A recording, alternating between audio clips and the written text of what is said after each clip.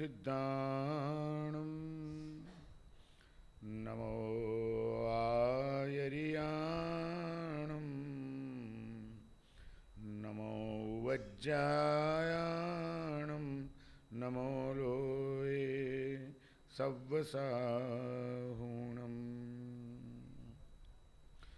एषो पंचनमुक्कारो सव्वपावपणासनो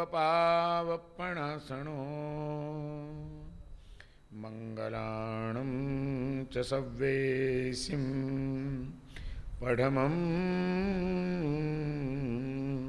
हवै मंगलम्। ओंकारं बिन्दुसंयुक्तं नित्यं ध्यायन्ति योगिनः कामदं मोक्षदं चैव।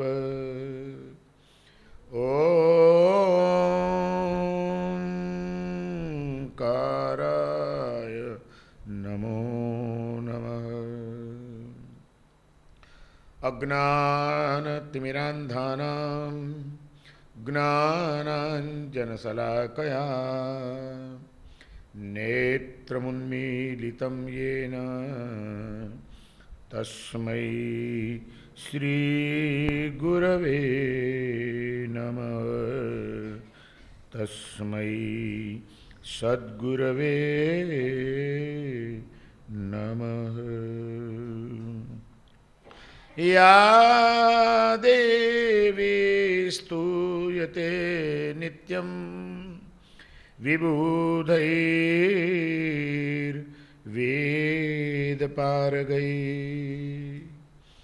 सा मे भवतु जिह्वाग्रे ब्रह्मरूपा सरस्वती। ब्रह्मरूपा सरस्वती।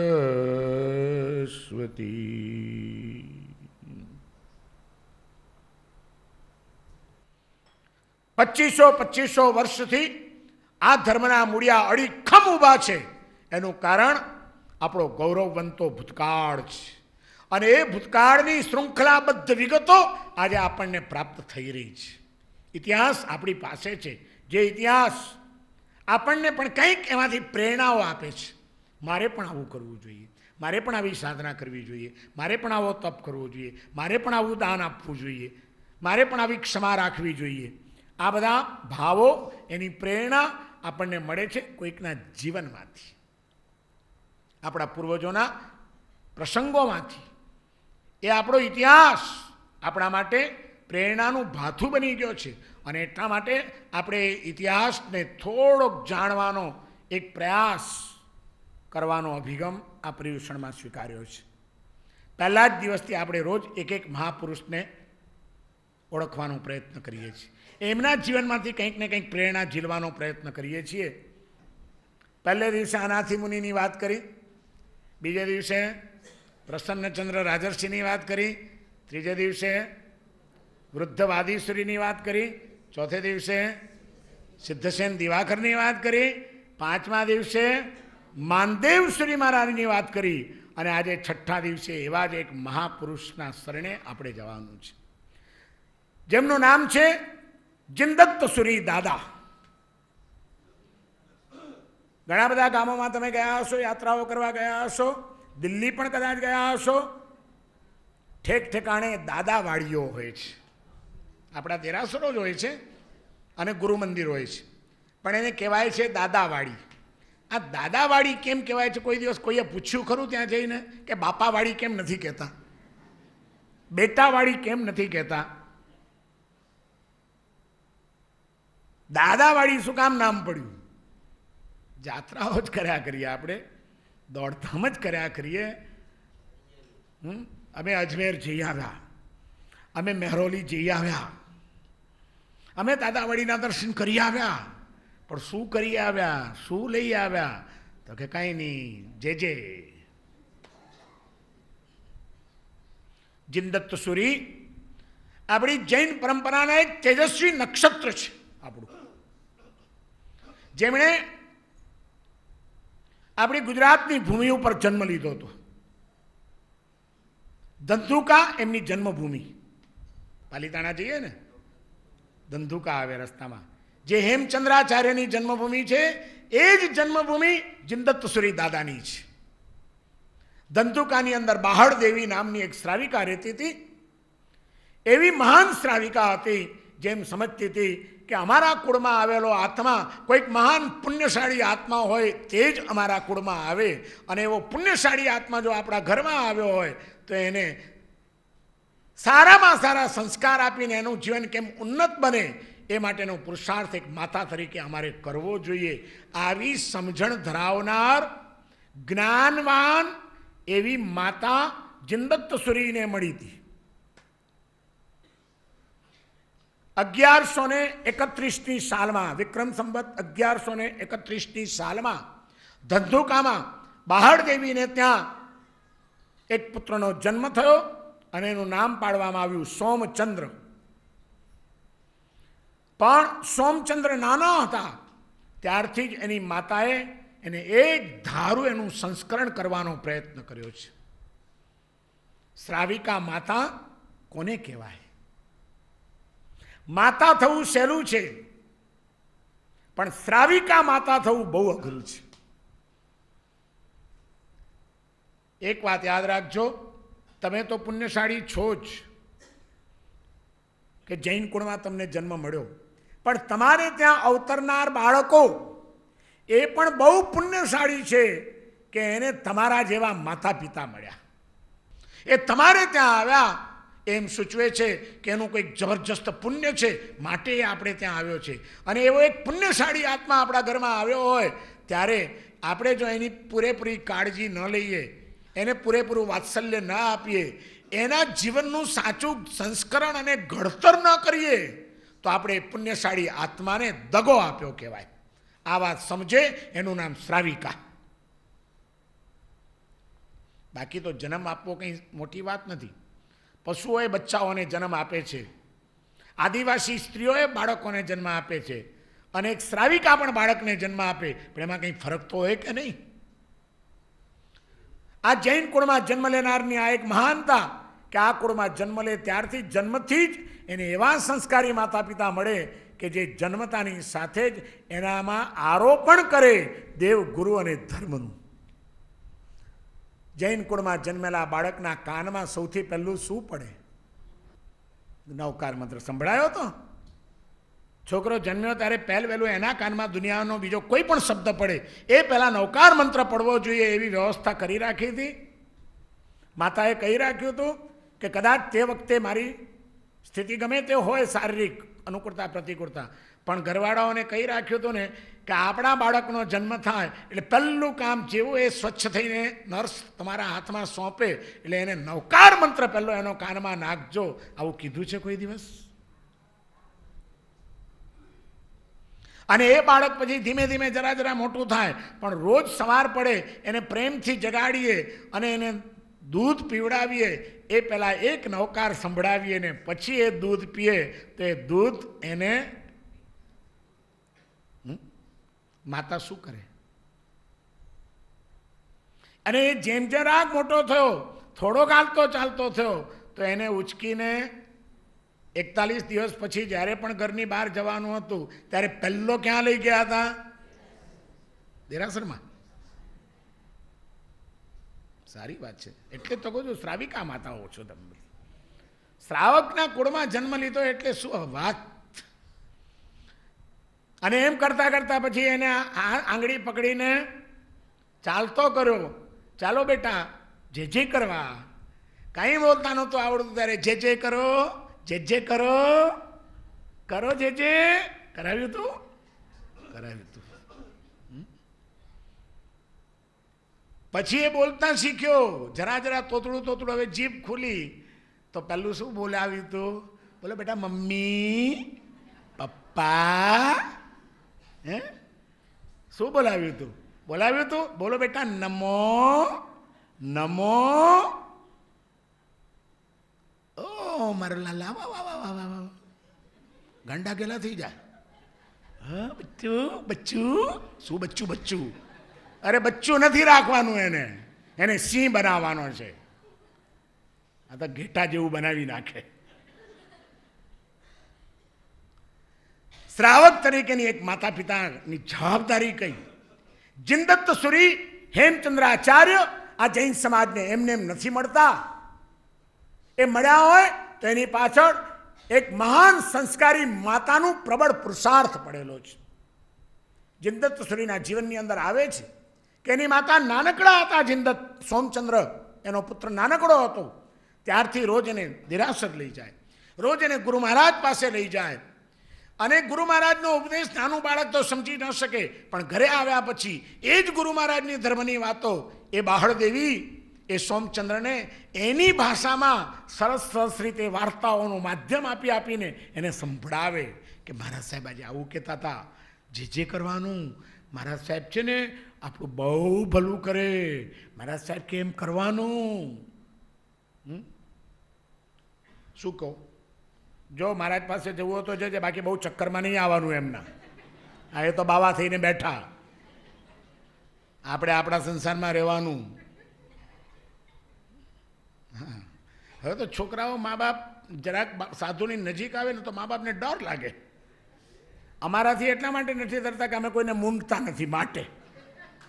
એટલે અમારી પાસે બધા પ્રેમથી મોકલે છોકરાઓને, બાકી તો સાધુઓ પાસે છોકરાઓને મોકલતા હવે ડરે છે કે આ ક્યાંક મહારાજ સાહેબ એના ચક્કરમાં લઈ લેશે ને મૂંડી નાખશે. તો આપણું બાળક આપણા હાથમાંથી. શ્રાવકની ઈચ્છા શું? મારું બાળક મારા હાથમાં રહે એ કે મારું બાળક પ્રભુના શાસનને સમર્પિત થાય એ? શું ઈચ્છા હોય? હે? તમારા હાથમાં રહે. અરે વાત છે તમારા હાથમાં. આ જમાનામાં માડી વાળો ને વાત યાર તમને ક્યાંય વેચી આવશે. જે ભગવાનના નહીં થાય ને કોઈ દી તમારા નથી થવાના, એટલું યાદ રાખજો.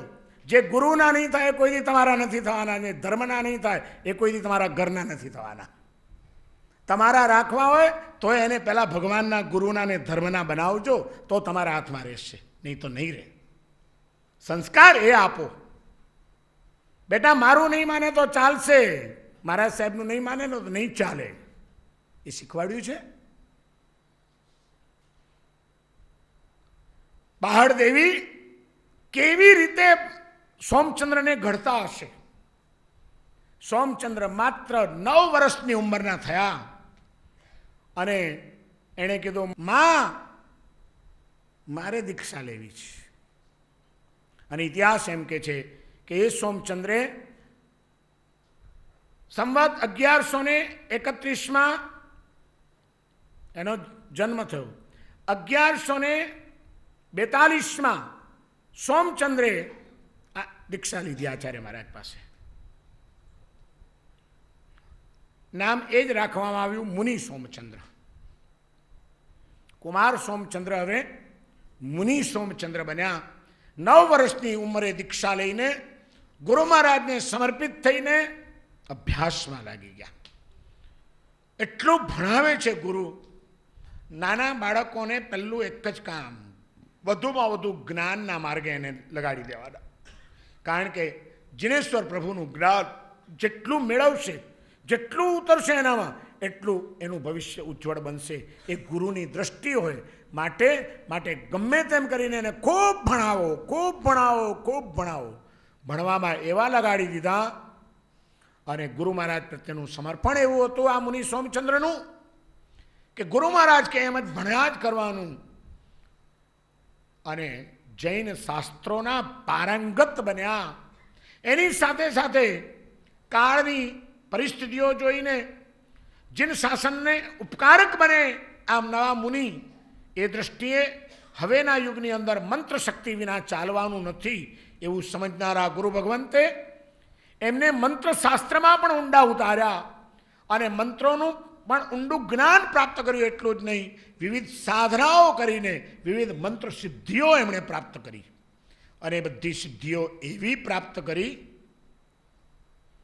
કે છેવટે માત્ર 28 વર્ષનું સાધુ જીવન એમને આચાર્ય પદ ઉપર સ્થાપિત કરવામાં આવ્યા અને જીન વલ્લભસુરી મહારાજની ગાદી ઉપર એમને સ્થાપિત કરીને જીનદત્ત સુરી એવું એમનું નામ પાડવામાં આવ્યું. જૈન શાસ્ત્રોના પારંગત બન્યા છે. અનેકવિધ મંત્ર વિદ્યાઓ એમણે સિદ્ધ કરેલી છે. મંત્રના પ્રભાવે એમનું યશ પણ ખૂબ વધેલો છે. ભક્ત વર્ગ પણ વધતો જાય છે. અને ધીમે ધીમે એવી અદ્ભુત દેશનાઓ આપે છે, એવા પ્રવચનો આપે છે કે ભલો માણસ એનાથી પ્રભાવિત થઈને જીન શાસનના ચરણે સમર્પિત થયા વિના રહે નહીં. એમના ટૂંકા ગાળામાં 500 શ્રાવકો અને 700 શ્રાવિકાઓ એમના હાથે દીક્ષિત થયા. એમણે પોતે દીક્ષા આપી. 500 ભાઈઓને અને 700 બહેનોને, શ્રાવિકાઓને પ્રતિબોધિત કરીને એમણે દીક્ષા અંગીકાર કરાવી, સાધુ સાધ્વી બનાવ્યા. અને એ બધાને પાછું સાધુ જીવન કેવી રીતે જીવવું, સાધ્વી જીવન કેવી રીતે જીવવું એ માટેનું વ્યવસ્થિત રીતે શિક્ષણ આપ્યું. ચૈત્યવાસનો એક યુગ વચ્ચે આવી ગયો હતો. મોગલ સામ્રાજ્યનો સમય હતો અને એના કારણે કેટલીક બધી શિથિલતાઓ આવી ગયેલી હતી. એ બધી શિથિલતાઓને દૂર કરીને સાધુ સાધ્વીજીઓ માટેના નિયમોનો એક નવો પટ્ટક એમણે બનાવ્યો. સમાચારીમાં કેટલાક પરિવર્તનો કરીને નિયમોને થોડા કડક બનાવ્યા.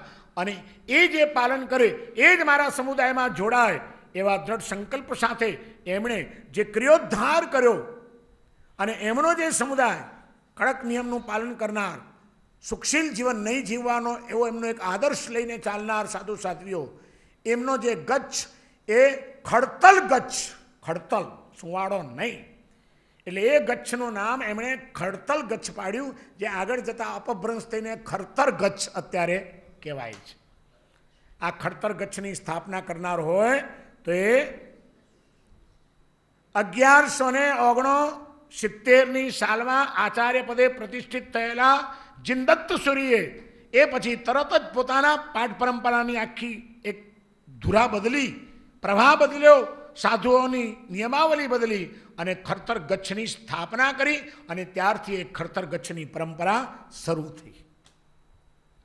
જીનદત્ત સુરી અપ્રમત્ત વિહારી હતા, ઉગ્ર વિહારી હતા.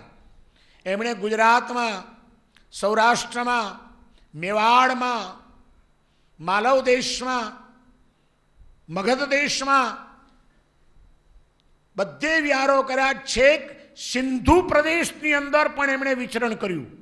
અને એ બધા પ્રદેશોમાં વિચરણ કરીને 1,30,000 અજૈનોને એમણે જૈન ધર્મ વિધિવત અંગીકાર કરાવ્યો.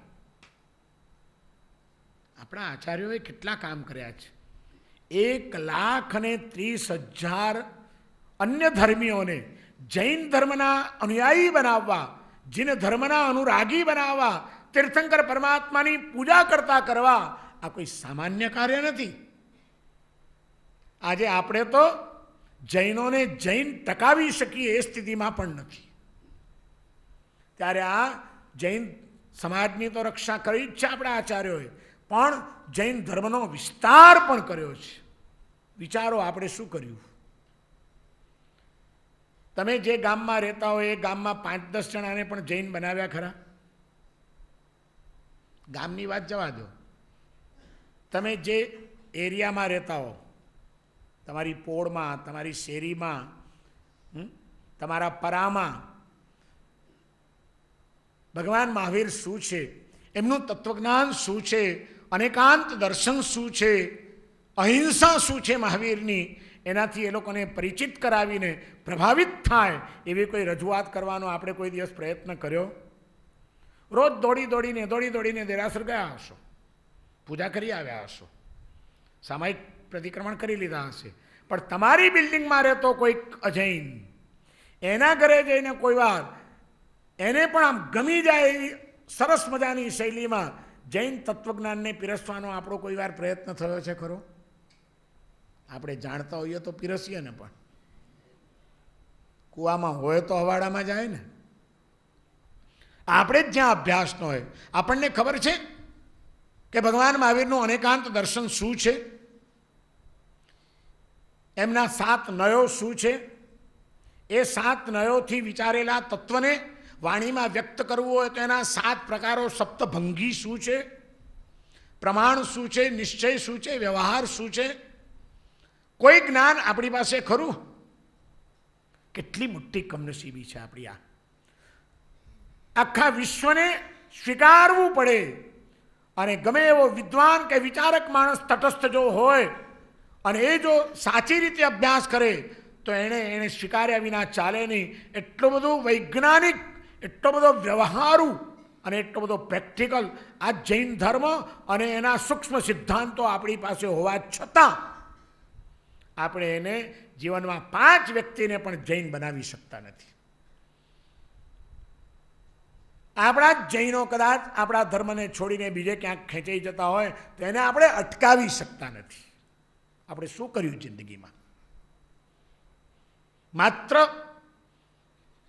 અર્થોપાર્જન, માત્ર પોતાનું કુટુંબ, પોતાના મોજ-શોખ, ધંધા પાણી, એ સિવાય ધર્મ માટેની મારી કોઈ ફરજો છે, જે ધર્મના આટલા બધા ઉપકારો છે મારી ઉપર, એ ધર્મનો થોડો ઘણો પણ વિસ્તાર ન કરી શકું તો મને મળેલી સંપત્તિ, મને મળેલો સમય, મને મળેલી શક્તિ બધું બેકાર થઈ ગયું એવું કોઈ દિવસ આપણને ફીલ થયું છે, અનુભવ થયો છે? ક્ષમતા છે. જૈન દર્શનમાં જિનેશ્વર પ્રભુના તત્વજ્ઞાનમાં એક ક્ષમતા છે કે જે કોઈના પણ હૃદયને ટચ કરી જાય.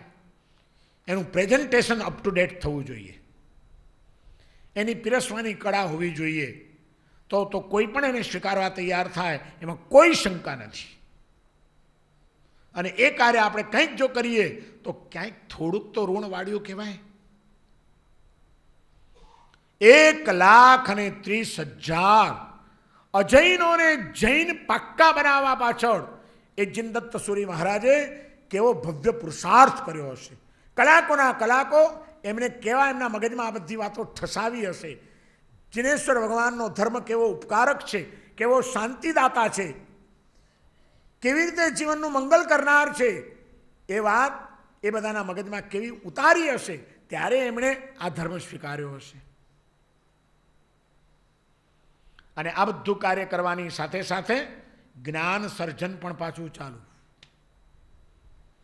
અનેક ગ્રંથો લખ્યા છે. જીનદત્ત સુરી મહારાજના મંત્રને લગતા પ્રભાવશાળી દિવ્ય અશુભ શક્તિઓનો નાશ કરનાર એવા સ્તોત્રોની રચના એમણે કરી છે, મંત્રના ગ્રંથોની રચના એમણે કરી છે. ગણધર સપ્તતિ જેવા અદ્ભુત જૈન મહાપુરુષોના ઇતિહાસને વણી લેતા ગ્રંથો પણ એમણે લખ્યા છે. ગણધર ગ્રંથ સંદોહ નામનો એમનો સૌથી વધુ પ્રસિદ્ધ અને જાણીતો ગ્રંથ, જેમાં 84 આચાર્યોની વિગતો એમણે ભરેલી છે. આ બધા સાહિત્યનું સર્જન પણ કરવામાં એ ક્યાંય પાછા નથી પડ્યા. એક બાજુ ધર્મની પ્રભાવના, બીજી બાજુ સાહિત્યનું સર્જન, ત્રીજી બાજુ સ્વયંની સાધનાઓ અને એ મંત્ર સાધનાઓ દ્વારા શક્તિઓનું જાગરણ, અને એ જાગરણ કરીને કેટલા ઉપકારના કામો. મંત્ર સાધનાથી એ જીનદત્ત સુરી મહારાજે એવી શક્તિઓ પ્રાપ્ત કરી હતી જેના કારણે 52 વીર એમના ચરણોમાં સમર્પિત થઈ ગયા હતા. અને 52 વીર જ્યારે સમર્પિત થયા અને એની ખબર પડી ત્યારે 64 જોગણીઓ, વ્યંતર નિકાયની દેવીઓ, 64 જોગણીઓ, એને એમ થઈ ગયું કે આ 52 વીર, આ કોઈક સાધુના ભક્ત, આ શું છે, લાવ જોઈએ. અને કસોટી કરવા માટે 64 જોગણીઓ ઉજ્જૈનમાં બિરાજમાન છે, જીનદત્ત સુરી મહારાજ, અને ત્યાં 64 જોગણીઓ એમનું પ્રવચન ગોઠવાયેલું છે અને પ્રવચનમાં આવવાનો વિચાર કરે છે કે પ્રવચનમાં જઈએ અને એવા દેખાવ કરીને જઈએ કે આચાર્યને ચલિત કરી દઈએ. આવો વિચાર કરીને જાય છે. જીનદત્ત સુરી મહારાજ, જેમને દિવ્ય વિદ્યાઓ સિદ્ધ હતી, એમને ખબર પડી ગઈ કે 64 જોગણીઓ આવો વિચાર કરીને મારા પ્રવચનમાં આવી રહી છે. તરત જ શ્રાવકોને બોલાવ્યા આગળ પડતા અને એમને કીધું કે એક કામ કરો, આ બાજુ 64 પાટલાઓ મૂકી દો. દેવીઓ આજે આવવાની છે પ્રવચન સાંભળવા માટે, એમનું બહુ માન કરવું જોઈએ, 64 પાટલા ગોઠવી દો. અને પાટલાઓ ગોઠવાવી દીધા. દેવીઓ આવી, એક એક પાટલા ઉપર બેસી ગઈ અને જીનદત્ત સુરીની દેશના ચાલી. પ્રવચન પૂરું થયું અને બધા લોકો તો ઉઠ્યા. દેવી ઉઠવા જાય પણ જાણે કે એણે પાટલા ઉપર ચોંટી ગઈ. શરીર આખું હલી ચલી શકે છે, મોઢું ફેરવી શકે છે, કાન બરાબર છે, આંખ બરાબર છે, મગજ બરાબર છે, પણ ઉઠાતું નથી, ચોંટી ગઈ છે. સમજી ગઈ કે 52 વીરો અમથા તો કંઈ ભક્ત નહીં થયા હોય. અમે ખોટો વિચાર કરીને આવ્યા હતા, એમની પરીક્ષા કરવા આવ્યા હતા, એમને છડી નાખવા માટે આવી હતી, પણ આ તો કોઈક મહાન પુરુષ છે, અમે એને છડવા આવ્યા, એણે અમને છડી નાખ્યા છે. સમજી ગઈ, ખાલી ચોંટી જ ગઈ છે, બાકીના અંગોપાંગ બધા બરાબર છે. તરત જ 2 હાથ જોડ્યા. ગુરુદેવ, અમે આપનો અવિનય કર્યો છે, અમે આપના માટે ખોટો વિચાર કર્યો છે, ક્ષમા કરો, અમને માફ કરો, ભૂલ થઈ ગઈ અમારી, હવે પછી ક્યારે પણ આવી આસાધના નહીં કરીએ. અને તરત જ આંખો બંધ કરી જે મંત્ર શક્તિથી એમને સ્તંભન વિદ્યાનો પ્રયોગ કરીને થંભાવી દીધેલી હતી, તરત જ જીનદત્ત સૂરીએ આંખો બંધ કરી અને સ્તંભન વિદ્યા પાછી ખેંચી લીધી. દેવીઓ ઊભી થઈ ગઈ. 64 જોગણીઓ ઊભી તો થઈ ગઈ, પણ ગુરુનો જે પ્રભાવ જોયો, ગુરુની જે શક્તિ જોઈ, એમની જ્ઞાનની જે વાણી જોઈ, એનાથી પ્રભાવિત થઈને, ગુરુદેવ, આપે અમને બંધનમાંથી મુક્ત કર્યા, અમે તો બંધાઈ ગયા. આપે જો ન કર્યો તો અમે તો આમને આમ ચોંટેલા કેટલા દિવસ સુધી રહી જાત ખબર નથી. અમારી કોઈ તાકાત નથી. અમારી દૈવી શક્તિ કરતાં પણ આપની દિવ્ય શક્તિ, આપની અધ્યાત્મ શક્તિ એ આજે ઉપરી થઈ છે, એણે વિજય મેળવ્યો છે. અને આપ આવા આધ્યાત્મિક પુરુષ, એમની અમે જે આસાધના કરી એના પ્રાયશ્ચિત રૂપે અમારે આજે આપને કંઈક આપવું છે. અમે હંમેશા આપની સેવામાં રહીશું, પણ અમારે થોડાક વરદાન આપવા છે, આપ સ્વીકારી લો. શું કહેવું છે તમારે? ગુરુદેવ, તમારો જે પ્રભાવ છે, તમારી જે સાધના છે, એના કારણે અમે હંમેશા, અમારું હજારો વર્ષનું આયુષ્ય હજી બાકી છે, એ દરમિયાન અમે ધ્યાન રાખશું, પણ તમને, તમારી ઉપર શ્રદ્ધા રાખનાર અને તમને યાદ કરનાર તમારો કોઈ પણ ભક્ત ક્યારેય પણ દુઃખી નહીં થાય, એનું અમે વરદાન આપીએ છીએ. કોઈને કોઈ ઉપદ્રવ થયો હશે, પણ જો એ તમારું નામ લેશે તો એને સાકીની ડાકીની કોઈ વળગાડ, કોઈ બુરી દ્રષ્ટિ, બુરી નજર, એ બધાના પ્રભાવમાંથી એ મુક્ત થઈ જશે, એવું અમે વરદાન આપીએ છીએ. તમારો ભક્ત ક્યારે પણ કમોતે મરશે નહીં, એની અમે ખાતરી આપીએ છીએ. એનો એક્સિડન્ટમાં મૃત્યુ નહીં થાય, એ રીબાઈને નહીં મરે, અને એને મૃત્યુમાં ક્યારે અસમાધિ નહીં થાય. તમને માનનારો પ્રત્યેક સભ્ય સમાધિપૂર્વક મરશે, એની અમે તમને ખાતરી આપીએ છીએ. ગુરુદેવ, બીજું કંઈ જ નહીં, તમારો ભક્ત માત્ર તમને યાદ કરે અને એનું ઈચ્છા પૂરી થઈ જશે અને એનું કામ થઈ જશે, અને એ ધ્યાન અમે રાખીશું. આવા વરદાનો આપ્યા 64 જોગણીઓએ ત્યાં આગળ જીનદત્ત સૂરી મહારાજને, અને એની સાથે વિનંતી કરી કે એ માટે ગુરુદેવ, એક આપને વિનંતી કરીએ છીએ અમે કે તમારા જે કોઈ ભક્તો હોય એ બધા ભક્તોને આપ એક આજ્ઞા કરજો. રોજ બની શકે તો સવાર સાંજ 108 નવકાર મંત્રનું સ્મરણ કરે. રોજની 2 માળા ઓછામાં ઓછી તમારા ભક્તો ગણે તો અમે એની ઉપર વધુ પ્રસન્ન રહીશું. બીજા નંબરમાં, તમારા એ ભક્તોને કહેજો કે રોજ 1 માળા ખીચડી મંત્રની કરે. કોઈ જિજ્ઞાસુએ પ્રશ્ન કર્યો, ખીચડી મંત્ર એટલે શું? તો કે 1 નવકાર અને 1 ઉવસગરમ, 1 નવકાર અને 1 ઉવસગરમ, બેનું મિશ્રણ. ખીચડીમાં શું હોય? ચોખા ને મગની દાળ, 2 વસ્તુનું મિશ્રણ થાય તો ખીચડી થાય. એમ નવકાર અને ઉવસગરમ બેનું મિશ્રણ થાય તો એ ખીચડી મંત્ર થયો કહેવાય. અને ખીચડી મંત્રની દરેક તમારો ભક્ત જો રોજ 1 માળા ગણશે તો એના બધી જ મનોકામનાઓ અમે પૂર્ણ કરીશું. 52 વીર ને 64 જોગણીઓ પાસે જીનદત્ત સૂરીએ કેવા કેવા વચનો સહજ રીતે પ્રાપ્ત કર્યા છે. અને જે લોકોએ એ માર્ગે ચાલ્યા, જીનદત્ત સૂરીના ભક્ત બન્યા, એ બધાના એવા કામો થયા છે, એવા ઉપદ્રવો શાંત થયા છે કે બધાને એમ થઈ ગયું કે હંમેશા ઘરનો વડીલ હોય ને એ આખા ઘરનું ધ્યાન રાખે, એમ આ આખા આપણા સંઘનું અને ભક્તોનું ધ્યાન રાખે છે. એટલે આ તો આપણા દાદા છે, દાદા. એમ થઈને આ પ્રસંગના કારણે સંઘે ભેગા થઈને જિનદત્ત સુરીને એ દિવસે દાદાનું બિરુદ આપ્યું કે હવેથી અમારા દાદા જિનદત્ત સુરી મહારાજ. અને ત્યારથી જિનદત્ત સુરી દાદાના નામે એ પ્રસિદ્ધ થયા. જિનદત્ત સુરી મહારાજ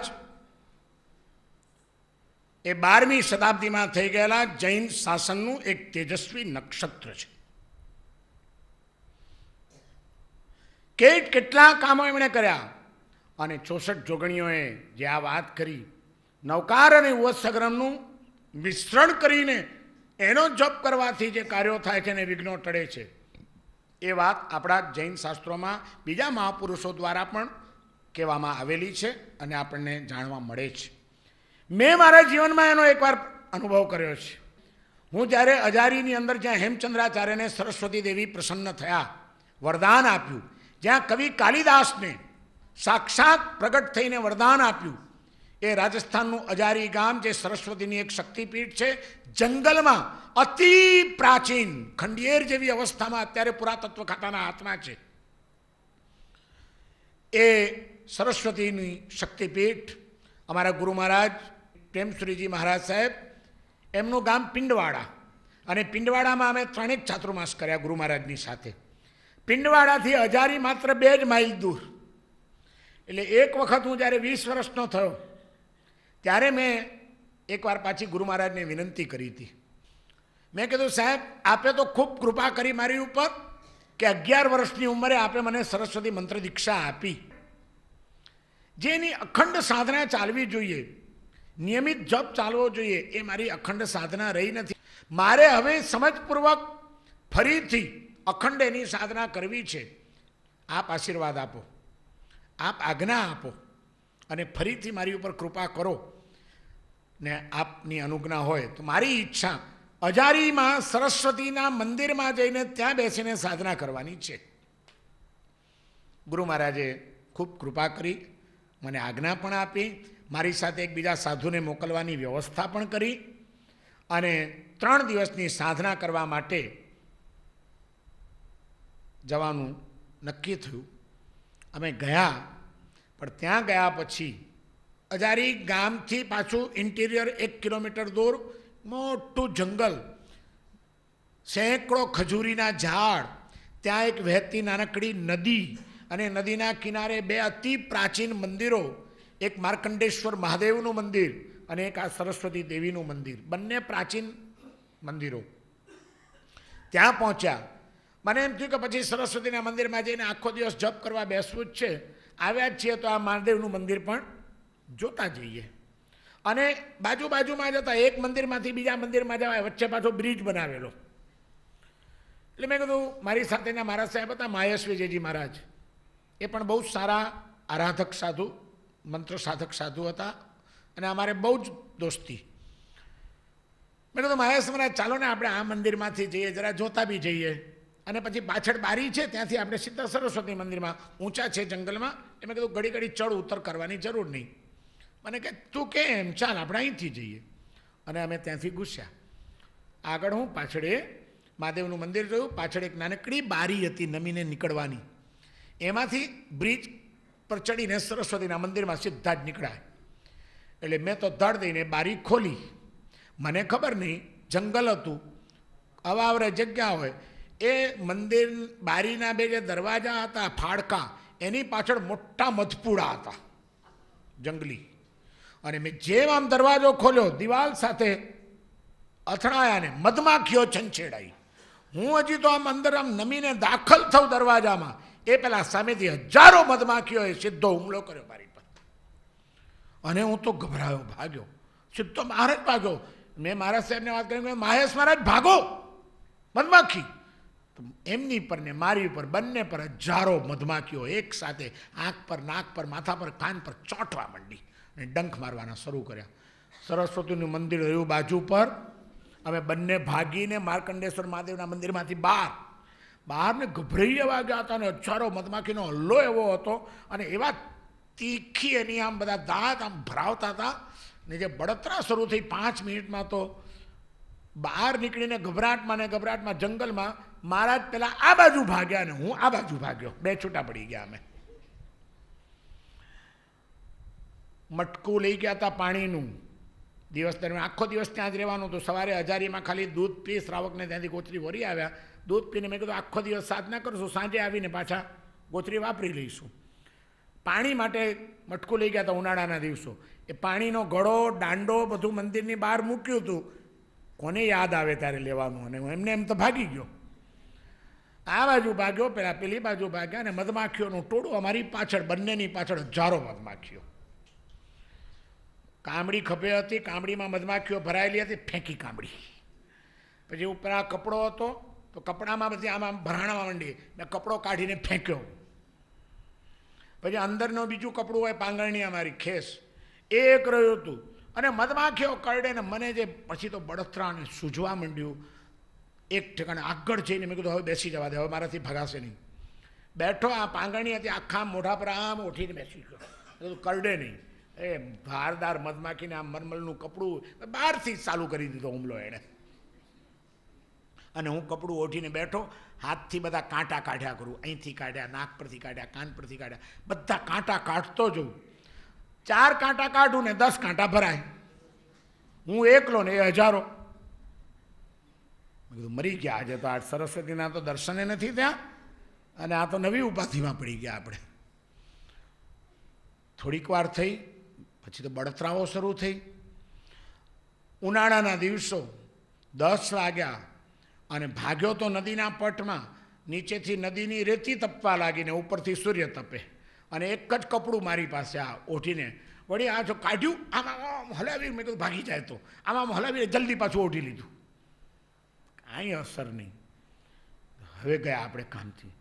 અને માણસને પછી કંઈ ના થાય, કાંઈ મોત જ દેખાતું હતું. એટલે ત્યારે બધું અક્કલ ઠેકાણે આવી જાય. મેં કીધું નવકાર મંત્ર સિવાય આપણો ઉગારો. એટલે 2 કપડું ઓઢીને નમો અરિયંતાણમ નમો સિદ્ધાણમ નવકાર ગણવા માંડ્યો. નવકાર ગણ્યા પણ કાંઈ કહેતા કાંઈ ફરક પડ્યો. કાંટા કાઢતો જાઉં, નવકાર ગણતો જાઉં, અને બળતરાથી પીડાતો જાઉં. પછી મને મારા જ યાદ આવ્યા. મેં કીધું કોક સાથે હોય તો સારું.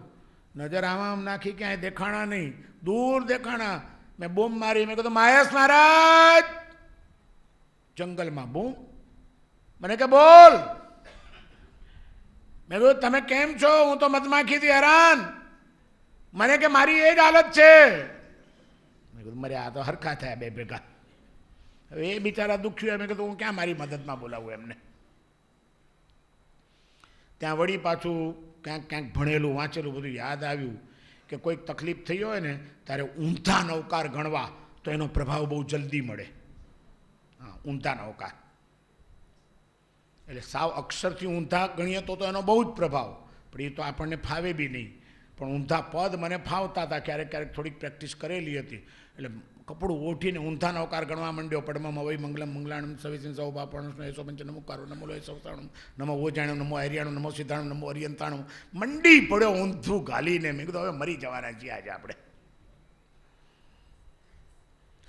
2 ગણ્યા, 5 ગણ્યા, 7 ગણ્યા, 10 ગણ્યા.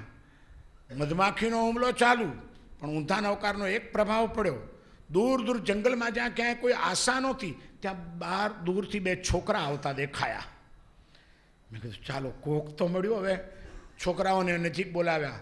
મેં કીધું ભાઈ ये मधुमक्खियाँ मुझे काट रही है, कभी का मैं परेशान हूँ, क्या करना चाहिए इसको. મને એમ કે જંગલોમાં રહેતા હોય એટલે આ લોકોને ખબર હોય એના ઉપાયો.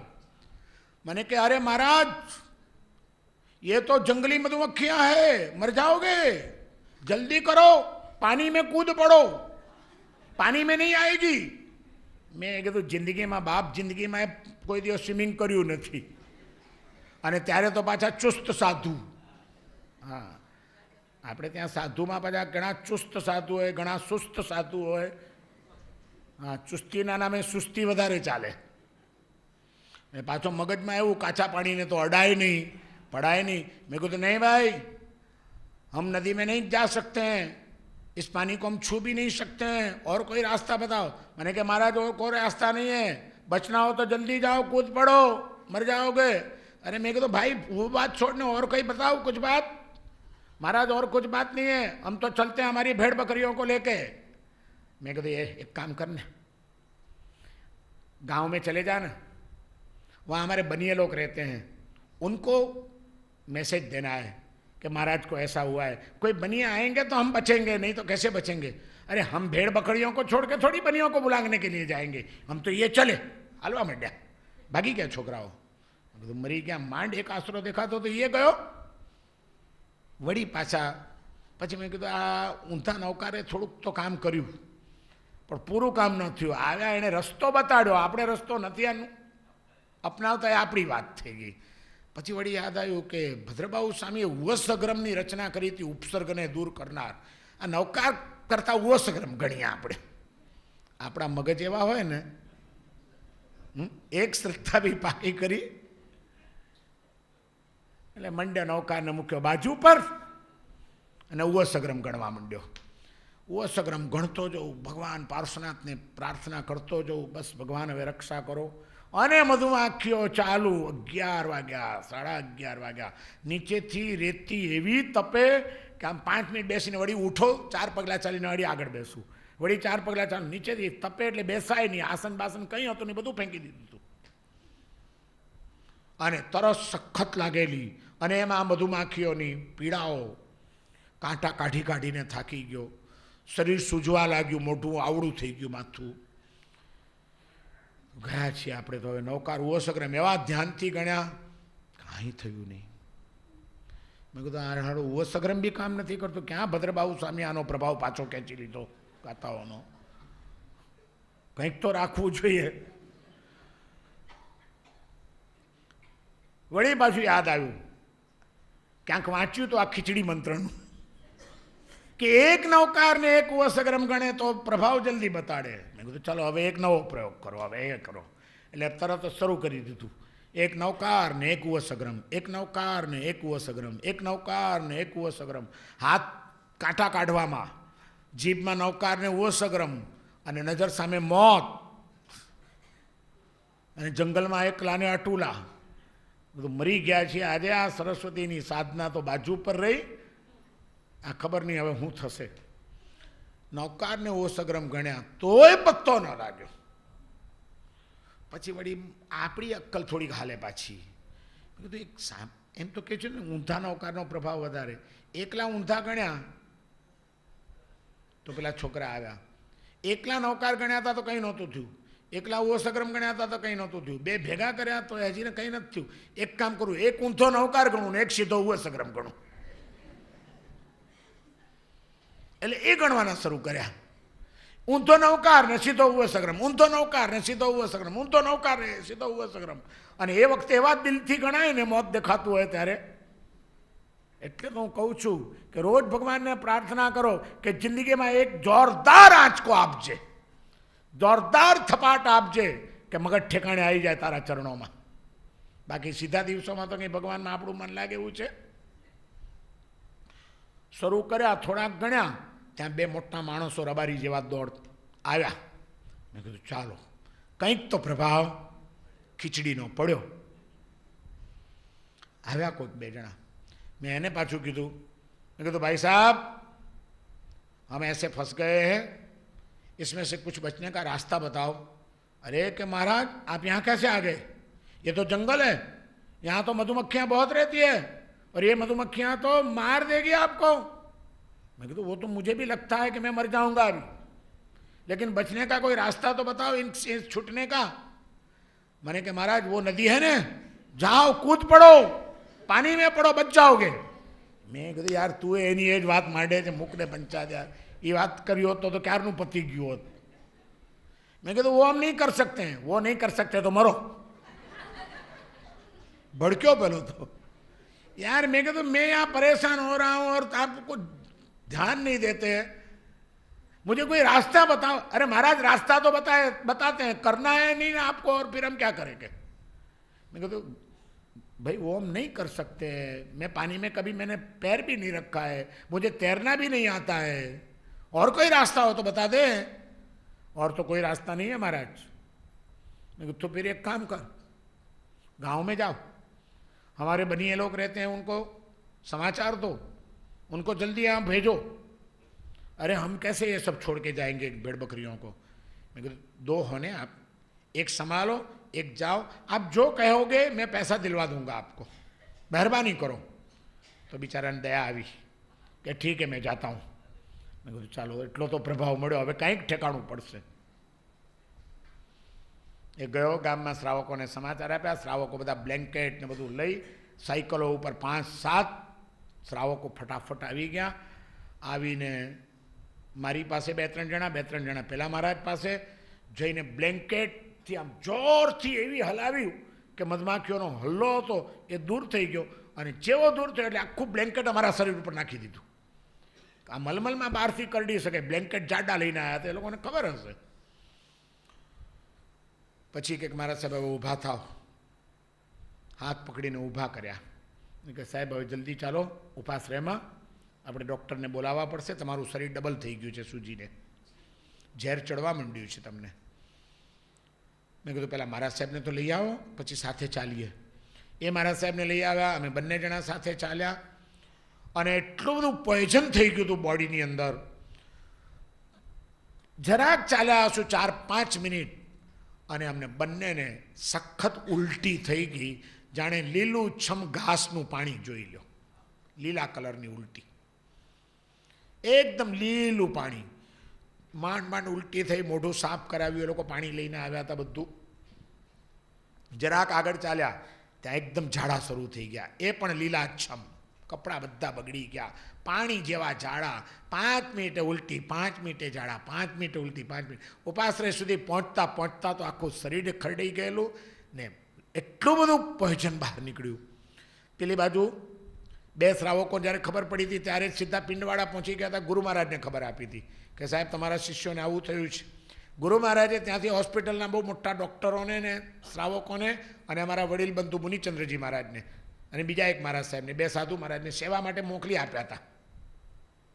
ડૉક્ટરે આવીને તપાસ્યા અમને, ડૉક્ટર કે આખા શરીરમાં પોઈઝન થઈ ગયું છે, ભગવાનની મોટી મહેરબાની કે તમને ઝાડાને ઉલટી થયા, આ લીલું લીલું બધું ઝેર નીકળી ગયું છે ઘણું, એટલે બચી ગયા છો, નહીં તો અહીં સુધી પહોંચત નહીં, તમે પતી ગયા હોત અત્યારે તો કે તમે, પણ આ બધું ઉલટીને ઝાડા માટે તમારું ઝેર નીકળી ગયું।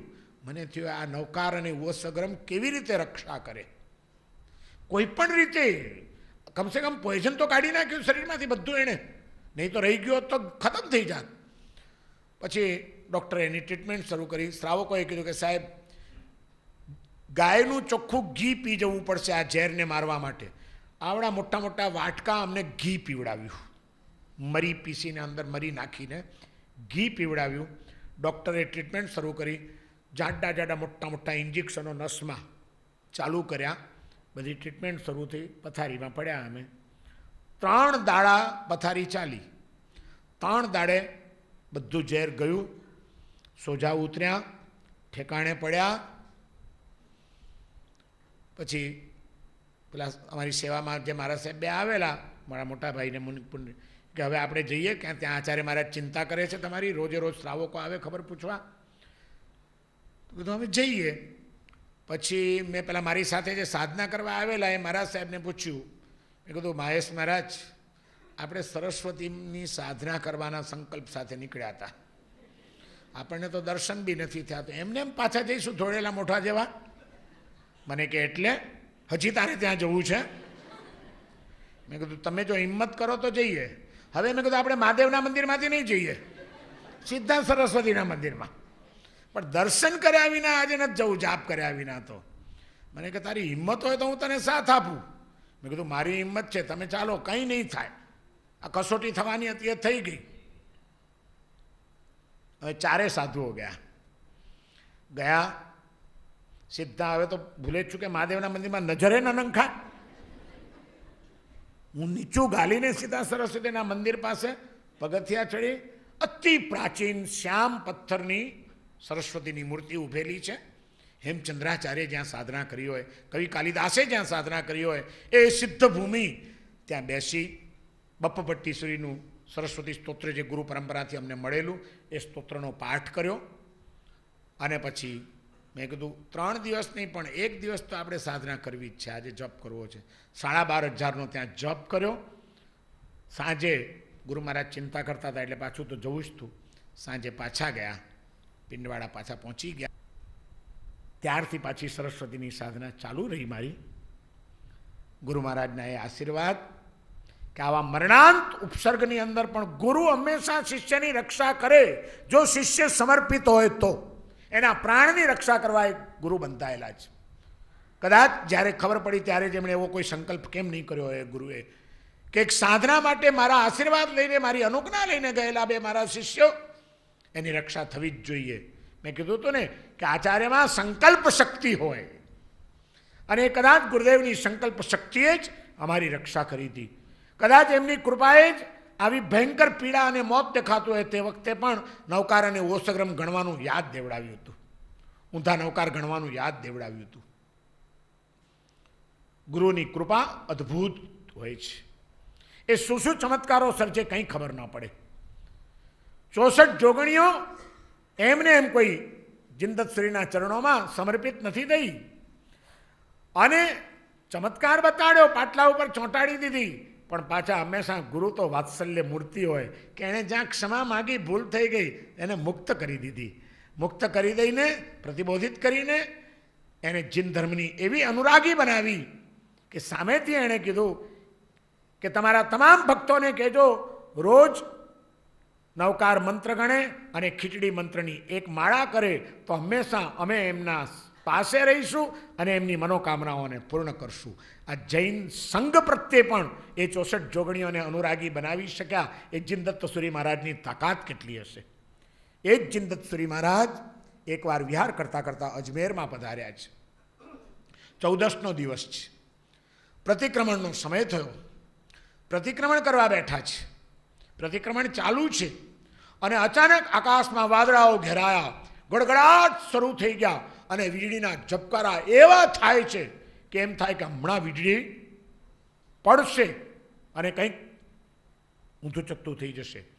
ત્યારે ચાલુ પ્રતિક્રમણમાં જીનદત્તશ્રી મહારાજે એક સાધુને કહીને પોતાનું એક પાત્રું મંગાવ્યું, કાષ્ઠપાત્ર. અમે ગોચરી વાપરે ને સાધુ મહારાજ લાકડાના પાત્રમાં એક પાત્રું મંગાવ્યું અને પ્રતિક્રમણ ચાલતું હતું. એ દરમિયાન જ્યાં વીજળીનો કડાકો થતો હતો, આમ લસરકા આવે, પાત્રું મૂકી દીધું સંકલ્પ કરીને અને વીજળીને એ પાત્રાની નીચે એમણે રોકી લીધી.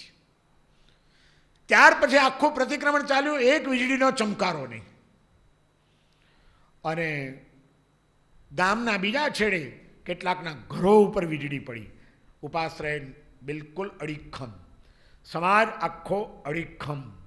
અને એ રીતે વીજળીને પોતાની મંત્ર શક્તિથી પાત્રા નીચે રોકી રાખી અને સકળ સંઘની આરાધના ચાલવા દીધી. સકળ સંઘને રક્ષા પણ કરી. પ્રતિક્રમણ પૂરું થયું, બધું પૂરું થયું, તોફાન સમી ગયું.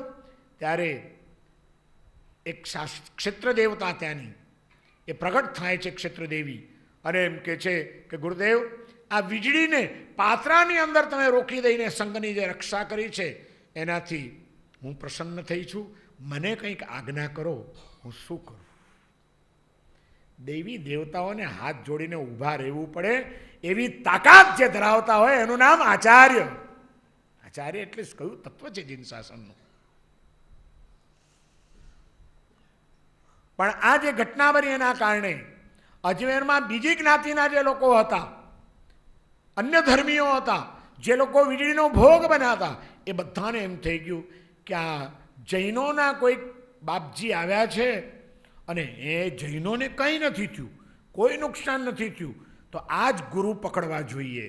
અને બધા આવ્યા કે ગુરુદેવ, આ સમાજની રક્ષા કરી અમે બહુ જ દુઃખી થયા છીએ, કૃપા કરો, અમે તમારા શરણે આવીએ છીએ, તમારો ધર્મ અમે અંગીકાર કરવા તૈયાર છીએ, અમને પણ તમે તમારા શરણમાં લઈ લો અને તમારા ધર્મની અમને દીક્ષા આપો. અને એમને પણ જૈન બનાવ્યા. એમણે એમ કરતાં કરતાં જીનદત્તસુરી આગળ વધી રહ્યા છે. વિહાર કરતાં કરતાં માલવ દેશમાં એકવાર આવે છે. ત્યાંની એક મસ્જિદનો મૌલવી એ મુલ્લાના એક યુવાન પુત્રનું એક દિવસ અકાળે મૃત્યુ થયું અને મુલ્લો વ્યાકુળ થઈ ગયો છે. બેચેનીનો કોઈ પાર નથી. પુત્રના વિયોગને સહન કરી શકતો નથી. અને એ જ વખતે જિંદતસુરી મહારાજ ત્યાં એના નગરમાં પધારે છે. કોઈકે વાત કરી, કંઈનો મુલ્લો બહુ વ્યાકુળ છે, જો ગુરુદેવ એની ઉપર કંઈક આપનો પ્રભાવ પડી જાય તો આ મુસ્લિમ સમાજ આખો પડી જાય એમ છે, આ તો મૌલવી છે એનો. અને જિંદતસુરી સામેથી જાય છે એને ત્યાં, ભાઈ કેમ આટલા બધા દુઃખી છો? મુસલમાનને ભાઈ કહીને બોલાવે છે. ભાઈ કેમ આટલા બધા દુઃખી છો? પુત્ર વિયોગ, હજી મળદું નીકળ્યું નથી, આજે જ મૃત્યુ થયું છે. અરે ક્યાં મર્યો છે તમારો પુત્ર? તમારો પુત્ર મર્યો નથી, મૂર્છિત થયો છે. તમારે એને જીવાડવો છે ને, હું જીવાડી દઈશ. બેસી ગયા એની સામે, મૃતકની સામે બેસી જાય છે અને તરત જ પોતાની મંત્ર શક્તિથી જે કંઈ સ્મરણ કરવાનું છે સ્મરણ કરે છે. અને એ મૌલવીના દીકરાના દેહમાં એક વ્યંતર આત્માનો પ્રવેશ કરાવે છે. મળદાના શરીરમાં વ્યંતર પ્રવેશ કરી ગયો ને મળદું બેઠું થયું. મુલ્લો તો ખુશ થઈ ગયો, કરે ગજબ કર્યો. બધા કે જગ્યા મરી ગયો તો હકીકતમાં, અને આ તો જૈનોના ગોરજીએ, આ સાધુએ મારા દીકરાને જીવતો કર્યો. મુલ્લો તો પડી ગયો પગમાં. ખરેખર હું પોતે મુલ્લો છું, મૌલવી છું, મેં બધી મહેનત કરી, મારાથી કંઈ ન વળ્યું. તમારામાં કોઈક તાકાત છે, તમારા ધર્મમાં કોઈક તાકાત છે, તમારા મંત્રમાં કોઈ તાકાત છે. તમે મારા દીકરાને જીવતો કર્યો. જીવતો જ છે, તારા દીકરાને કંઈ થવાનું નથી. અને વ્યંતરદેવને સિદ્ધ કરીને એની પાસેથી વચન લીધું હતું, 6 મહિના સુધી આ દેહમાંથી તારે નીકળવાનું નહીં. 6 મહિના સુધી એક મળદાને જીવતો રાખીને મુલ્લાને પ્રતિબોધિત એવો કર્યો કે એ ગામનો આખો મુસ્લિમ સમાજ એને જૈન ધર્મ અંગીકાર કરી લીધો.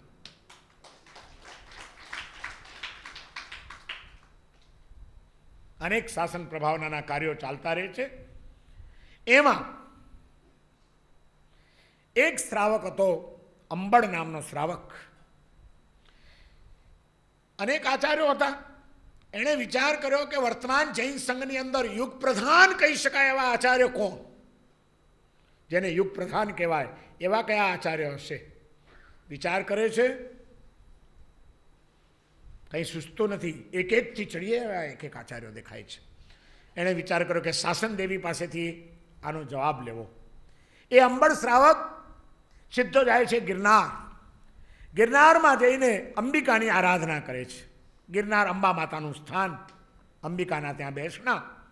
ત્યાં જઈને 3 દિવસની તપશ્ચર્યા સાથે બેસી ગયો, અંબિકાની આરાધના કરે છે. 3જી રાત્રે અંબિકા ઉપસ્થિત થાય છે. બોલો શું છે, કેમ યાદ કરી? આપણા શ્રાવકોમાં પણ એ તાકાત હતી. એ જ્યારે સાધનામાં બેસતા હતા ત્યારે એટલા અણિશુદ્ધ થઈને બેસતા હતા, એટલા વિધિપૂર્વક સાધના કરતા હતા, એટલું એમનામાં સંકલ્પનું અને સાધનાનું તેજ હતું, સ્થિરતા હતી. 3 દિવસ સુધી અડગપણે બેઠેલા એ અંબડ શ્રાવકને 3જે દિવસે અંબિકાએ પ્રત્યક્ષ થવું પડ્યું. શેને માટે યાદ કરી? મારે કંઈ મારો સ્વાર્થ નથી. મારે એક પ્રશ્નનો જવાબ તમારી પાસેથી જોઈએ છે. વર્તમાન જૈન સંઘની અંદર જે અનેક આચાર્યો છે એમાંથી યુગ પ્રધાન કહી શકાય એવા આચાર્ય કોણ? એનું તમે મને નામ આપો. અંબિકાએ કીધું, ભાગ્યશાળી, તમારો જમણો હાથ લાવો. જમણો હાથ આપ્યો. અંબિકાએ એની દૈવી શક્તિથી ત્યાં આગળ એક કંઈક મંત્ર લખી નાખ્યો, શ્લોક લખ્યો. એવી લિપિમાં લખ્યો કે આમ દેખાય નહીં, દૈવી શક્તિથી લખ્યો છે. કોરો જ લાગે હાથ, કશું દેખાય નહીં. અને એણે લખ્યું અને કીધું કે હવે તમે જાઓ, જુદે જુદે ઠેકાણે મળજો, જુદા જુદા સાધુઓને મળજો, જુદા જુદા આચાર્યોને મળજો. હાથમાં લખેલા અક્ષરો શ્લોક જે વાંચી આપે એને યુગ પ્રધાન સમજી લેજો.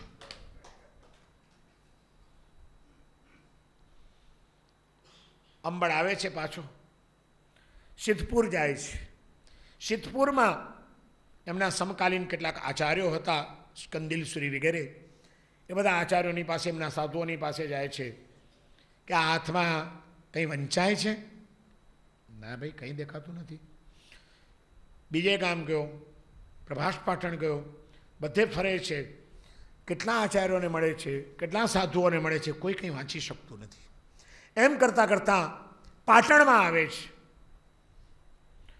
પાટણમાં જિંદતસુરી મહારાજ બિરાજમાન છે. જિંદતસુરી મહારાજની પાસે જઈને વંદન કરે છે અને કહે છે, ગુરુદેવ,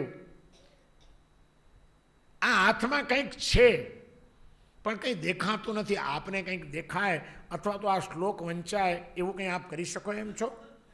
જિંદતસુરીએ તરત જ ઉપયોગ મૂક્યો, વાસક્ષેપનો બટવો લીધો, વાસક્ષેપ હાથમાં લઈ અને એ અંબળ શ્રાવકના હાથ ઉપર મંત્ર બોલી અને આમ વાસક્ષેપ પાથર્યો અને પછી કહે છે કે જાઓ હવે કોઈ સાધુને બતાડો. એટલે એમના જે શિષ્યો હતા એક સાધુની પાસે, એની ઉપર એક લખેલો શ્લોક હતો, દાસાનુદાસા યદ ભક્તા દેવા સર્વેપી માન્યતે. જેમના ચરણોમાં નતમસ્તક બનીને દેવો પણ દાસાનું દાસ થઈ જાય છે. યુગ પ્રધાન સ દેવ સૂરી જિન દત્તો પ્રકાશતે. એવો યુગ પ્રધાન જિનદત્ત સુરી આ જૈન શાસનમાં પ્રકાશમાન છે. આવો શ્લોક લખેલો હતો અંબિકાએ, કે જેના ચરણોમાં દેવતાઓ પણ દાસાનું દાસ થઈને રહેવાનું પસંદ કરે છે, એવા યુગ પ્રધાન સમા જિનદત્ત સુરી એ આ જિન શાસનને પ્રકાશિત કરી રહ્યા છે. પેલા સાધુએ જેવો શ્લોક વાંચ્યો અને એમાં જિનદત્ત સુરીનું જ નામ આવ્યું, અંબળ શ્રાવક દોડતો જઈને જિનદત્ત સુરીના ચરણોમાં પડી જાય છે. બોલીએ યુગ પ્રધાન જિનદત્ત સુરી મહારાજ કી જય. યુગ પ્રધાન જિનદત્ત સુરી મહારાજની જય બોલાવી અને ત્યાં ઉપસ્થિત બધા શ્રાવકોએ સકળ સંગે યુગ પ્રધાન તરીકે એમનો સ્વીકાર કરી લીધો. જિનદત્ત સુરી મહારાજ શાસનના કાર્યો ચાલતા જ રહ્યા છે, સાથે જ શાસ્ત્ર સર્જન ચાલતું રહ્યું છે. કેટલા રાજાઓને, તાડનપુરના રાજાને એમણે પ્રતિબોધિત કર્યો, મૌલવીને પ્રતિબોધિત કરીને મુસલમાન સમાજને જૈન બનાવ્યો, સિંધ દેશના રાજાને પ્રતિબોધ કરીને સિંધના હજારો લોકોને જૈન ધર્મના અનુયાયી બનાવ્યા. આ બધા ધર્મ કાર્યો કરતા કરતા કરતા કરતા એમને એમ લાગ્યું કે હવે મારું આયુષ્ય લાંબુ નથી, મારે જે કામ કરવાનું હતું એ થઈ ગયું છે, પણ આ વંશ પરંપરા ચાલતી રહે એટલા માટે મારે કોઈક સુયોગ્ય શિષ્યને હવે મારી ગાદી ઉપર પ્રસ્થાપિત કરવા જોઈએ. અને બિકાનેરની અંદર એમણે જિનચંદ્ર સુરી, એમના એક શિષ્ય હતા, એ જિનચંદ્ર સુરીને એમની પોતાની ગાદી ઉપર પ્રસ્થાપિત કરી, આચાર્ય પદવી આપી અને સકળ સંઘને કીધું કે મારી પછી હવે આ પાઠ પરંપરામાં મારી પછી આમની હું નિયુક્તિ કરું છું, કારણ કે જિન શાસનની ધુરા સંભાળવા માટે અત્યારે મને સૌથી વધુ એ સમર્થ દેખાય છે અને અનેક ધર્મના કાર્યો કરશે. તમે બધા એમને તમારા ગચ્છાધિપતિ તરીકે સ્વીકારજો. આ જિનચંદ્ર સુરી વિક્રમપુર એમની જન્મભૂમિ, માત્ર 6 વર્ષની ઉંમરે એમણે દીક્ષા લીધી. 2 જ વર્ષમાં પૂર્વજન્મની કોઈક કેવી સાધના હશે એવું અધ્યયન કર્યું. 8 વર્ષની ઉંમરે એમને આચાર્ય પદવી મળી અને શાસનની પ્રભાવના કરતા રહ્યા. પણ માત્ર 26 વર્ષની ઉંમરે જિનદત્ત સુરીએ પણ 79 વર્ષની ઉંમરે છેલ્લે અજમેરમાં એમણે અણસણ કર્યું અને અણસણ કરીને સ્વર્ગવાસ પામ્યા. સૌધર્મ દેવલોકમાં મહર્ધિક દેવ થયા. જિનચંદ્ર સુરી માત્ર 26 જ વર્ષની એમની જીવનકાળ, 26 વર્ષની નાની ઉંમરે જ એમનો સ્વર્ગવાસ થયો. પણ એ સ્વર્ગવાસ પામતા પહેલાં એમણે પણ અદ્ભુત શાસન પ્રભાવનાના કાર્યો કર્યા અને એમનો અગ્નિ સંસ્કાર દિલ્હીની અંદર મહેરૌલીની અંદર કરવામાં આવ્યો અને મહેરૌલીમાં ત્યારથી દાદાવાડીની શરૂઆત થઈ. ગામે ગામ દાદાવાડીઓ, ત્યારબાદ જિંદતસુરી, જીનચંદ્રસુરી, જીનકુશલસુરી એમની પાટે જે આવ્યા આ ત્રણેય આચાર્યો એવા જીન શાસનના પ્રભાવક બન્યા કે એમનો જ્યાં જ્યાં સ્વર્ગવાસ થાય ત્યાં તો દાદાવાડી બને જ એ ભૂમિ ઉપર, પણ એમના ભક્તોએ ઠેક ઠેકાણે દાદાવાડીઓ એટલે કે ગુરુ મંદિરોની સ્થાપનાઓ કરી. પણ કોઈ પણ દાદાવાડીમાં તમને માત્ર દાદાવાડી એટલે કે ગુરુ મંદિર જોવા નહીં મળે, એની સાથે ભગવાનનું જિનાલય પણ હશે જ. આ આપણા આચાર્યોની ગરિમા હતી કે તીર્થંકરોને ક્યારેય એમણે ગૌણ કર્યા નથી. ગુરુ પ્રત્યેનું બહુમાન સાચું, પણ તીર્થંકરને ભૂલીને હરગીજ નહીં. પહેલાં તીર્થંકર, પછી ગુરુ. ગુરુ ગમે એટલા મહાન હોય તો એ તીર્થંકર તુલ્ય તો નથી જ.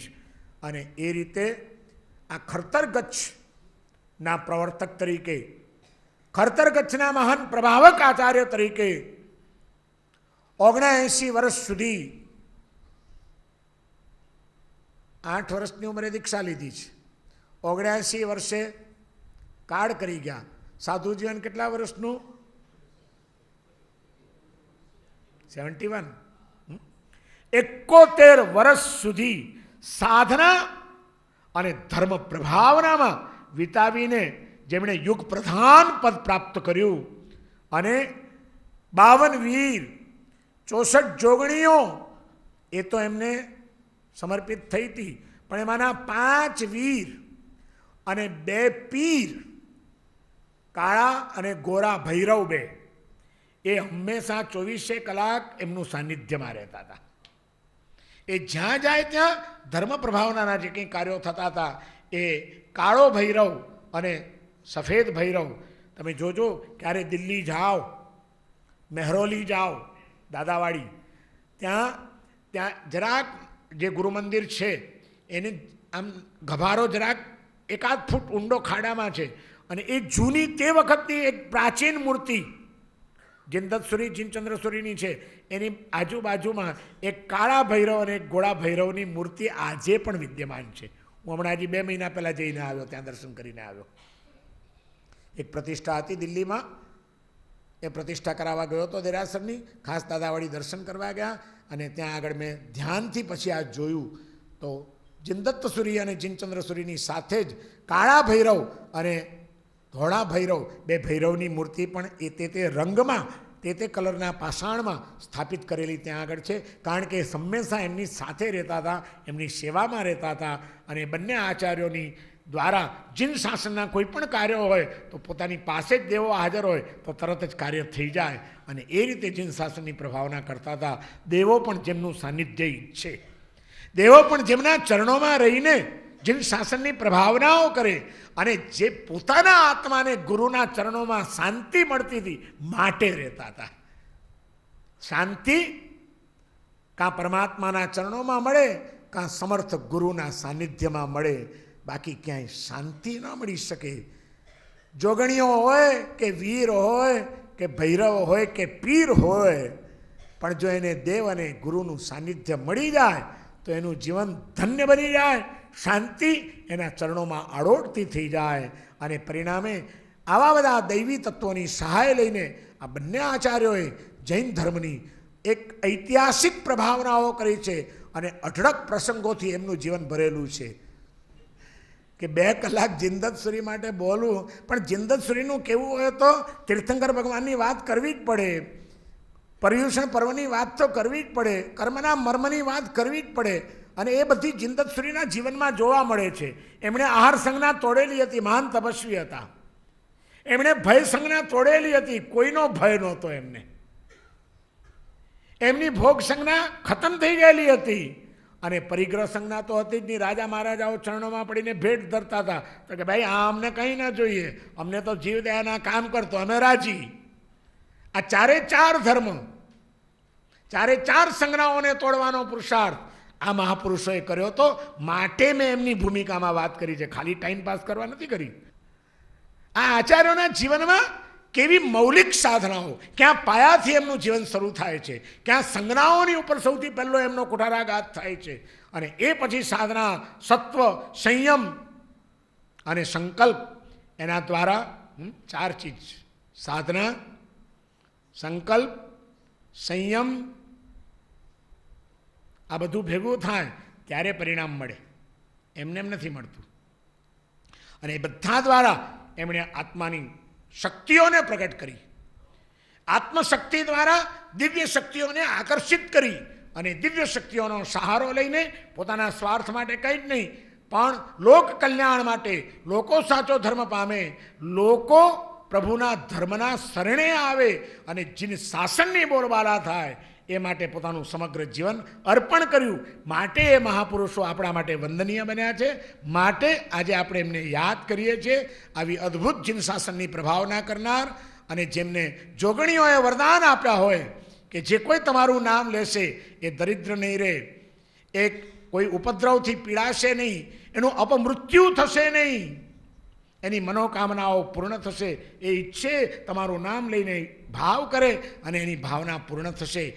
અમે એમને સહાય કરશું. આવા વચન જેમને દેવાત્માઓએ આપેલા હોય, જેની સેવામાં સતત 5 વીર રહેતા હોય અને 2 ભૈરવ રહેતા હોય, આવા મહાન આચાર્ય, એમના ચરણોમાં આપણે ભાવપૂર્વકની વંદના કરીએ. યુગ પ્રધાન બનીને એમણે જે જીન શાસનની પ્રભાવના કરી, અને એની સાથે આપણને એમણે જે માર્ગદર્શન આપ્યું છે કે સમગ્ર શ્રાવકોને કહેજો, તમારા તમામ ભક્તોને, કે નવકાર મંત્રની માળા ગણવાની રોજ હોવી જ જોઈએ. એના જીવનમાં નવકાર મંત્ર જો એ રોજ ગણશે અને રોજ એક ખીચડી મંત્રની માળા ગણશે તો અમે એમને બધી સહાય કરશું. આવા જેમણે વચનો આપ્યા છે, અને એ વચનો દ્વારા સમગ્ર જૈન શાસનને એક નવકાર મહામંત્ર, જે નવકાર મંત્રની આરાધના આપણે કરીએ છીએ, એ નવકાર મંત્રનો પ્રભાવ કેટલો હશે કે જિંદત સુરીને દેવીઓ, જોગણીઓ પણ એમ કહે છે કે જે તમારા ભક્તો આ કામ કરશે એમને અમે સહાય કરશું. વિચાર કરો, આપણને કેટલું એમાંથી માર્ગદર્શન મળે છે કે આપણને સહજ રીતે મળેલી આ મૂલ્યવાન વસ્તુઓનું આપણે મૂલ્યાંકન કરવાનું ભૂલી ન જઈએ, એને હંમેશા આપણે યાદ રાખીએ, અને આપણા જીવનમાં જો એ સાધના ચાલે તો આપણે 52 વીરને 64 જોગણીઓને સિદ્ધ કરવાની જરૂર નથી. એમણે કરી છે, એમના વતી એ આપણું કામ કરશે. આપણે તો માત્ર આ એમના માર્ગદર્શનને અનુસરવાનું છે. આવી અનુસરવાની સમજણ, શક્તિ, ભાવના અને અનુકૂળ સંયોગો તમને અને મને, આપણને સૌને પ્રાપ્ત થાય, અને આપણે સૌ કોઈ આપણા પૂર્વાચાર્યોએ નિર્દિષ્ટ કરેલા માર્ગે ચાલીને એમના ઉપકારોનું આંશિક ઋણ વાળીએ, અને એમના ચરણોમાં રોજ સતસત નમસ્કાર કરીને આપણી આ આરાધનાને આપણે સફળ બનાવીએ. એવી ભાવના સાથે આજનું પ્રવચન અહીં આગળ વિરામ આપું છું. ઓમ શાંતિ.